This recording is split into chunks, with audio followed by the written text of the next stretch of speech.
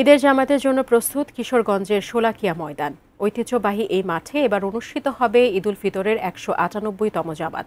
বরাবরের মতো এবারও দেশের সবচেয়ে বড় জামাত এই মাঠে হবে বলে আশা করছেন সংশ্লিষ্টরা।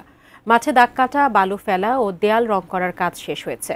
সংস্কার হয়েছে অজুখানা ও শৌচাগারের।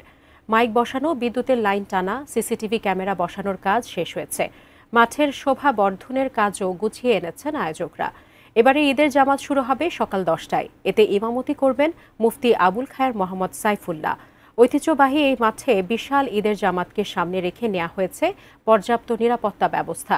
জামাতের সময় 5 প্লাটুন বিজিবি, বিপুল সংখ্যক পুলিশ, র্যাব, আনসার সদস্যের সমন্বয়ে নিরাপত্তা বলয় থাকবে।